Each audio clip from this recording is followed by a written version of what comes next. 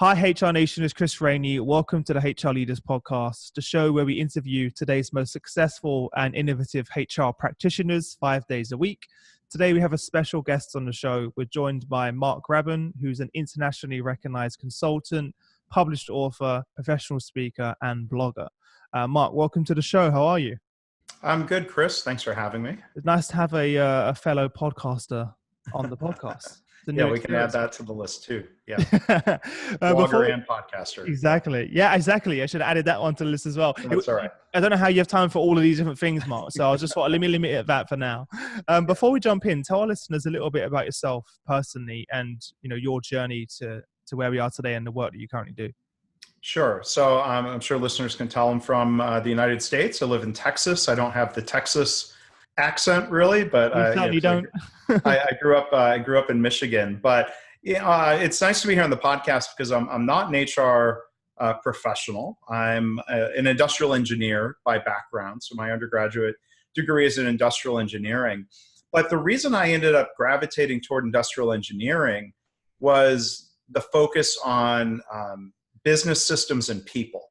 There are a lot of elements of industrial engineering that are very much focused on improving the work life for people in the workplace in terms of, physical ergonomics and workplace psychology and leadership. And so I'd like to think I'm a pretty people-focused engineer. I do believe strongly that, as I've gone through my career from manufacturing into healthcare into other settings, it sounds like it could be a cliche, but I really do believe, people and an organization's investment in developing people is really the only true competitive advantage any organization can have. So I've been fortunate to work in multiple industries, and there are common themes. I think whether it's a factory or a hospital, what creates a good workplace environment where everyone can thrive and contribute and be respected. There are more common themes than there are differences. And I've been fortunate to have the opportunity to write a couple of books, and I work now mostly independently as a consultant, and I do speaking after having previously worked in cubicles and for bigger organizations. I've been on a more entrepreneurial path for about the last 10 years or so. So tell our listeners a little bit more about what you're doing now, and then sort of why the transition from, working in those organizations to what you're doing now, because I'll be very interested to hear that. Yeah, I think early in my career, I just had ideas that my career meant working for really large corporations. Like, that's just what I know. Like the people in the entrepreneurship world say that entrepreneurs tend to come from families of entrepreneurs. And I get that, you gravitate toward what you're exposed to. My dad is an engineer. He worked for General Motors for 40 years. And so that was my perspective, right? Go find a good, solid job, even if it's not the same company for 40 years. But, there were things that I found frustrating about big companies. I went to General Motors and worked there for 2 years after college, got out, went to graduate school, and went and worked at another large corporation, Dell Computer. This is going back 20 years ago. Now, Dell Computer was about 1/10 the size of General Motors. We were going from like 300,000 employees to 30,000 employees at the time. And I learned Dell was still very much a big company. And I ended up leaving and going to a startup software company in Austin, Texas. Rode the ups and downs of that for about 4 years. And I over-adjusted, and I went back to another big, large company, Honeywell. Realized, okay, no, it reminded me what I don't like about. He was like, wait a minute, I'm back here again. Cubicles. And, there's good things in any job, right? There's great people to work with, and there's learning, and there's challenges. But in 2005, I had an opportunity to explore a different career path. So instead of being in manufacturing or a software company that was focused on manufacturing, my wife was taking a new job, which meant moving, and that put me on the job market. And I had an opportunity to take a job at a consulting team that was part of Johnson & Johnson. So that's a big, well-known global corporation. But I was part of a consulting team of less than 30 people. So it was the small, the advantages of a small company, but the security of a big company paycheck. Interesting. And benefits. But I had this opportunity then to start applying some of the improvement practices and methodologies that I'd used in manufacturing for what I think is a very important cause, and that's improving healthcare. So I got to work with different health systems in the US and Canada and one in England, start seeing patterns and, the similarities in hospitals in different countries, the challenges from a patient perspective, the challenges from a workforce perspective. And what started in 2005 as a bit of an experiment, I say, I could always go back to manufacturing. I've focused almost exclusively on healthcare now it'll be 14 years in August. I still occasionally do work in other industries because I do enjoy kind of a variety and diversity of clients, but I'm still very passionate about healthcare improvement. Well, it's funny. It's a good message for everyone listening, though, that you went through that entire journey in many, many years before you found your why and your niche and your purpose. And now you spent the last how long? Almost 14 years. Oh, from 14 years pursuing that, right? Yeah. And now that's what you're known for. The book that what's the name of the book again? My first book is called Lean Hospitals. This is now in third edition. And then I've written another book about healthcare continuous improvement called Healthcare Kaizen. Kaizen is a Japanese word that means continuous improvement. And then, you mentioned earlier, published author. I've got a new book that's out, and this is kind of what they call a galley copy of a new book called Exclusive. First look. A book called Measures of Success. It has that brown stripe across it because this is a pre-production copy of the paperback. But this is a book that draws on examples from manufacturing, software, healthcare.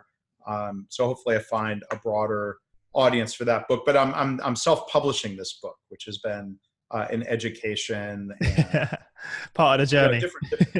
Different way of going about it. But back to passions. I think what I learned early in my career is this passion. I try to summarize it as people shouldn't hate going to work. Like that's not too much to ask for. People should be fulfilled, if not enjoying the work that they're doing.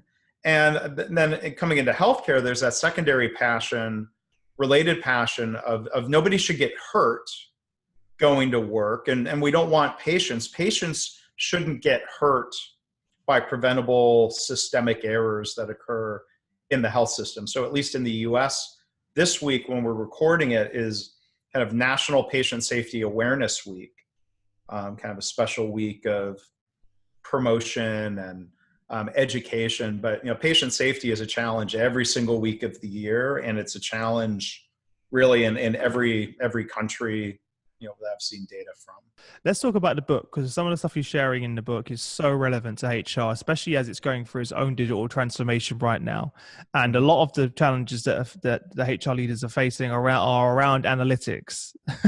And I think this is something that definitely the book helps to shed some light on and to get some real practical examples in there as well. So the book is measures of success. So react less, lead better, improve more. And I know you share a lot of examples in the book as well. So firstly, what was the inspiration behind the new book? Why did you write it? Yeah, so I think this is a book. You asked me before we started recording, how long did it take you to write? I think for a lot of authors, a book is being written in your head for like 10 years. I finally got to write it now. Yeah. I was fortunate, again, very early in my career. And actually, thanks to my dad and his exposure to people at General Motors, there's a professor, a PhD statistician named Donald Wheeler, who wrote an amazing little book called Understanding Variation. And his subtitle was The Key to Managing Chaos. And, his book was one that takes statistical practices and makes them very understandable and consumable and useful by managers. You don't need a master's degree in statistics. And, he's very much focused on practical measures, practical methods we could use for looking at metrics and performance measures. And so, his book is one that I've read many times. I've given it away to a lot of people. And then, as I've been teaching methods from that book, and in particular, there's a method called process behavior charts, which is an analytical method. Going back to the subtitle that I chose for my book, this idea when we react less, but before using process behavior charts, there's a real tendency to overreact to or over-explain every up and down in a metric. Yes. And when we overreact or over-explain, that ends up consuming a lot of time. It can frustrate people. And when we learn to react less, and there are some ways we can lead better, that actually helps result in more improvement. We're wasting less time chasing ghosts and spending more time focusing on systematic improvement. So, I think an example of a metric in the HRD realm, I know hospitals measure employee turnover rate, the percentage of employees who voluntarily quit their job every year. So it might be tempting for an executive to look and say, oh, well, that number went from 17% to 19%. That's bad. And to create a task force and to go and investigate, or maybe just have a bunch of meetings. And then, you have all this swirling of activity, and then you come back in the next month or the next quarter, and you say, oh, it dropped to 16.5%. Good job, everybody. And it's like, well, when you use the statistics and the analytical methods of process behavior charts, you might look at historical data and see, what, that number just fluctuates. It fluctuates. It's always been that way. Yeah, it's maybe fluctuating around an average of 17.5%.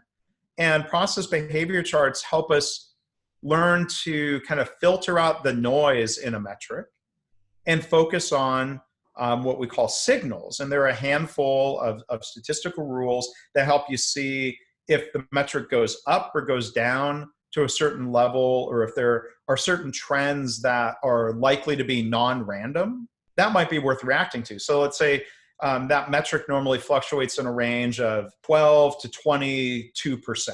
Now, if there's a month where it goes up to 25%, you'd say that number's unusual. That's worth understanding and reacting to. We might say, okay, something's gone wrong, possibly in the organization, or we maybe have a new competitor who's hiring our talent away. And so the lessons, I think, are to look for, if we're trying to make improvements to reduce that turnover rate, we don't want to get too excited about one or two data points. And we can use, there's 3 statistical rules that help us determine if the number is still just fluctuating, so we can better understand if we've made a change in policy that we think is going to improve employee retention. Let's not fool ourselves about the cause and effect relationship. It could be that we tried some sort of program that really has no effect on retention, and we can learn from that and do better as an organization. So how do we distinguish between signal and noise in metrics and respond in the right way then? Because obviously, again, with the reason I was interested to have you on the show, especially in HR now, it's transformed dramatically, where they have so many data sources, so many systems, it's almost overwhelming. It feels good to react, but the question is that really helping? Here's an example of a metric. And now we've got some red and green in here. So a lot of times organizations like to color code their metrics where, the green zone would mean we're better than our goal or target. So here's an example of what we call a process behavior chart, where you can see, if you start off with baseline data, kind of do a retrospective and say, well, how do we have a consistent, predictable system and metric? In this case, we'd say yes, because you can see that number is just fluctuating around an average. We calculate, those red lines are calculated. And these are you can call them lower and upper limits. That tells you, here's the range where if nothing changes, here's the range in which that metric is likely to continue fluctuating. And we'll tend to see points above average, below average. And so the 3 signals that we look for would be any single data point outside of those limits. If we see 8 consecutive data points above or below the baseline average, that's unlikely to be random. So the chart is helping you look at your baseline of what you could call routine fluctuation and look instead for special or exceptional fluctuation, or something that's no longer just fluctuating. And then there's a third rule where, if you see a clustering of 3 data points that are closer to the limit than they are to the average, 3 out of 4 data points, that's unlikely to be random. So, if we have a system, if we have a metric like this, we can say, well, good news is it's predictable. Yes. Bad news is that we're not meeting our target. Yeah. So the answer, then the question is, well, how do we improve the system? How do we boost performance? And the answer to that question of how do we improve performance is not going to be found in asking what went wrong last week. We need to step back and ask, well, why is this system performing at this level? So there are methods from, problem-solving methods from the lean methodology that allow us to be more systematic than reactive. So we can look and say, we need to improve the system. Now, there are times where we might have a chart like this, where you see there's a data point above that limit. That's the data point worth reacting to, right? So there's a time to say, that's a signal that something has changed. Let's, as soon as we can, try to understand what's happening. Because if that changed, this is an example of a metric where you want the number to be lower. So being above that upper limit would cause you to react and say, okay, something's gone wrong. We need to understand that so we can either get performance back to where it had been, or better yet, improve performance. So, but if we were reacting, if we had, like you talking about HRD, if we have 20 different metrics that we're looking at, you need to establish a baseline across those 20 metrics first. Would that be the first? Yeah. So let's say you've got 20 different charts on, I don't know, I would guess 10 of them have gotten better this month and 10 of them have gotten worse. So if you focus on the 10 that have gotten worse and ask people to come up with an explanation or a story for what happened, and let's say 9 of those are just in that realm of routine fluctuation, you're spreading your efforts way too thin. There might be one of those charts that shows a signal. That's the one that you should focus on and put your problem solving and improvement resources into. So that's back to the subtitle of the book. When we react less, we can improve more on the metrics that really need the most immediate attention. During the research for the book, then, what were some of the common mistakes that people normally make then? There's 2 common mistakes that people make. One is they look at a metric that's just fluctuating and they overreact to it. The second mistake is missing one of those signals in the data and losing the opportunity to react, to learn, to improve. So what often happens there, and the mistake that I've seen in a lot of organizations and I've talked to people about, is that instead of using the criteria of, is the metric fluctuating within the routine bands, the calculated lower and upper limits, they do what I call red-green analysis. Or if a metric is better than the goal, if it's green, they say, oh, okay, that's good, nothing to worry about. There are other mistakes I see where people just post tables of numbers. So, think of, if we might see something like this posted on a bulletin board, just a list of numbers, maybe with some red-green color coding. It doesn't really tell the story, does it? It doesn't really tell the story. People are very visual creatures. So, to post a chart tells a far different story than a list of numbers. There are people in the British NHS teaching and using these methodologies, and they have a hashtag they use on Twitter, plot the dots. Nice. Just make the data visual. And there's sometimes a difference between the story you want to tell and the story that the data is actually telling you. So there's this phrase we talk about, the voice of the process. And make sure you're listening to the voice of the process. And instead of trying to paint a picture that says, well, we had an improvement initiative, I want to prove it was successful. But that's not good science. It's going to kind of make it fit your agenda almost. That happens in organizations, and there's politics and a lot of Yeah. human nature there. But if we're honest about it and we really look at what the process is telling us, and listen to the voice of the process, that can really help us in improving performance. And I think ultimately that's what matters. What would be your advice for implementing lean in HR? When I worked at Honeywell, we had people in HR who were going through a lean training and certification process, and they were working on projects that were really important to HR. So I think the general tip is, don't just focus on training or certification or learning a long list of lean methods. I think it's really good advice to pick a problem that matters and have someone hopefully coaching you to say, well, here are the methods that we should use to help solve that problem, and make sure that lean is meaningful. At Honeywell, I remember a friend was doing a project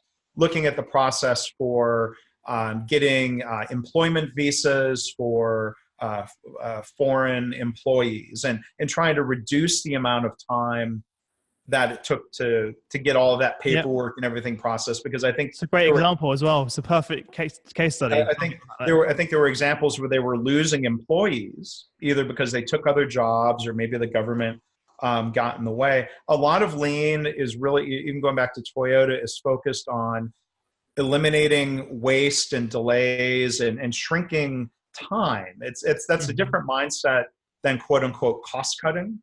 It really focuses more on the flow of the work, improving the quality of the work, and more often than not, that leads to cost reduction. But that's different than the more direct cost-cutting approach that organizations often take.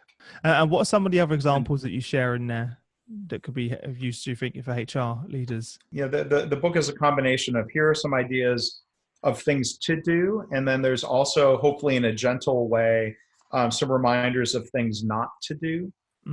Especially the habit and the tendency of just comparing two data points. Yeah. Well, that's the biggest thing for me, because the fact that you make statistical concepts accessible, that's really the win. Because for someone like myself who sees myself, I'm more of a creative, let's say, and I see the numbers and I'm like, it kind of overwhelms me. Whereas when you show me one of those charts that you just did, it just makes it's so visually. I'm definitely more of a visual learner, to be honest. And when I see that, it just makes sense straight away. Whereas if you gave me a list of numbers, then I'm not going to be able to paint the picture myself, let's say. Yeah. Well, and I think even as, a creative, I look at metrics like the number of blog readers and the number of podcast downloads. And, here's an example of a chart. This is from a software company. Sometimes you have a chart that's fluctuating around a linear growth rate, which, I think your podcast is growing quickly. Your number of downloads is probably not just fluctuating around a stable average, and that's a good thing. Oh, that's true. Yeah, it's not, of course. Yeah, it's just my numbers look, and also depending on which guest comes on. Yeah, so that's something I had to get used to. So depending on which guest comes on, and how popular the following that individual has. So I found when we sit down and have our own meetings, it is quite misleading sometimes. This week we had 60,000, next week we have 80,000. What's going on here? And it depends on the guests that you have in the month, how many episodes you put out. So there is a lot as well. There are always many factors that contribute to that routine fluctuation, and that's why you can't isolate some single variable. There might be times where you think a guest is really well known and the numbers might be surprisingly low. And it could be a matter of what day of the week you published it on. Was it a holiday week? There's all these different factors that are sometimes out of our control. But so feedback of the book, when I initially published it as an electronic book through Kindle and Apple Books, the feedback has been good. The last I looked, there were 21 reviews from readers, and they were all 5-star reviews, which is nice. You got 5 stars, which is great. But the thing that feels better are the emails that I've gotten from people and some of the phone conversations I've had where people said, I took the methods from this book and I put it to use, and I saw a lot of benefit right away. That I learned to stop overreacting and wasting all of that time, and I better focus my improvement efforts. And we actually started moving the needle on some of the metrics that matter to the organization. So that's the best feedback. I think authors write something because you hope it helps people. You've got ideas to share, things that I feel fortunate to have learned, ideas that might be, like you were saying, it might scare people off and say, "Oh, I'm not a math or statistics person." These are methods that aren't hard to use. They're not hard to learn. They're not hard to use. Yeah, and again, that's what stood out to me, and why I reached out to you. And during my research before I reached out to you, that was all of the feedback that I saw from the book as well. Is that the fact that people that now I know where I can focus my time, energy, and resources. Yeah, and that's huge, especially for someone like me who's a startup, where I really need to be careful about where I spend my time, energy, resources. Nobody ever complains that, "Oh, I've got too much time on my hands." Yeah, exactly. And if I'm focusing all my energy and time on everywhere else, as opposed to what I need to on the core things that are going to really move the needle, as you said, and have the most impact, then that's going to be huge. Before we wrap up, where would be, in terms of your advice, where would be the best place to start? Would it be to focus on just one of those things, and as you mentioned, identify one thing maybe and focus your time and energy on getting some results there? So the one bit of advice would be just to take a metric that you're already looking at, or a metric that you're responsible for, to use that hashtag again, plot the dots. Just draw a chart, take 15 or 20 data points and create a baseline and look and see, do I have a metric that's predictable and fluctuating around an average, or is it all over the place? That'll point you in a different direction. If it's all over the place, then you might have a system that's not really a consistent system, and you might need to look and say, well, gosh, we really need to dig into how the work is done and make things more consistent and create some stability before we improve. So, I would say create charts, see what the voice of the process tells you. And then, I've talked to people in other organizations where this is a change management challenge, right? You might go to your boss and say, "Hey, I read this book and I've got this new way to do charts." And the boss might say, "Well, I don't care. Like, we're fine. I'm comfortable with the way we're managing." And, I remember one woman who works for a hospital system said, she was struggling with this. Like, how do I get people to see that these charts are better? And so she just started creating charts and sort of posting them in parallel with the old way that they were visualizing the data. Interesting. Side by side. And sort of try to lead people to draw their own conclusion of, wait a minute, that chart tells me a lot more. Why aren't we using those? Right? So to actually put examples in front of people is maybe more helpful than just talking about it. That's an interesting lesson I've heard from a couple of readers, and I think that makes sense. What's one parting piece of advice you give to the listeners? And then secondly, what's the best way for them to reach out to you if they have any questions or they want to grab a copy of the book? The book's website is measuresofsuccessbook.com. People can also find me, my website, markgraban.com. I'm pretty easy to find online. I think there's or one or two LinkedIn, or LinkedIn, or on LinkedIn. My Graban. My name's unusual enough that I'm easy to find.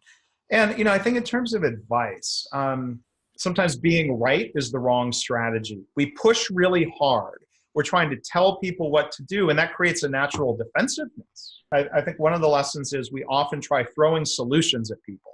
And I'm sorry to throw my book at you, but before throwing solutions at people, whether those solutions are lean or process behavior charts or HRD best practices, I think it's a really important conversation to have first about, well, do we agree that there's a problem? Do we agree that there's an opportunity to do things better? Because if we haven't reached agreement about that, we're probably just wasting our time talking about solutions. And so that's one thing that sometimes painfully I've learned in my career, and I try to be better about that now. Yeah, I can certainly relate to that, because that's when people reject it straight away.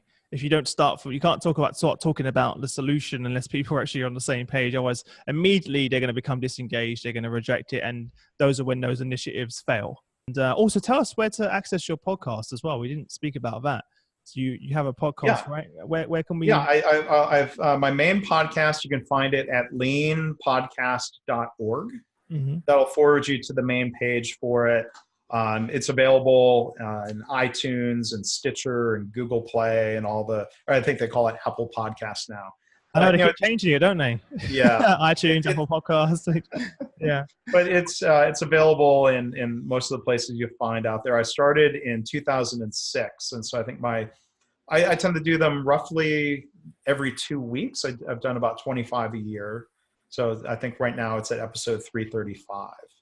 Fantastic. I'm a new guy to this, but for everyone listening, as always, guys, if you head over to hrdealers.com, you'll find the show notes from the episode. Everything Mark spoke about, links to the website, his book, all of the details will be on there for you. So don't worry about that. As always, you'll have all the details on there. Definitely grab a copy of the book, guys. I had so many, practical examples that you share in the book that are completely transferable. So I think it's going to be a perfect for everyone listening. Apart from that, Mark, thank you so much for taking the time out to join us. Thank you. I wish you all the best until we next speak. Okay. Thank you, Chris. I appreciate it. Thanks.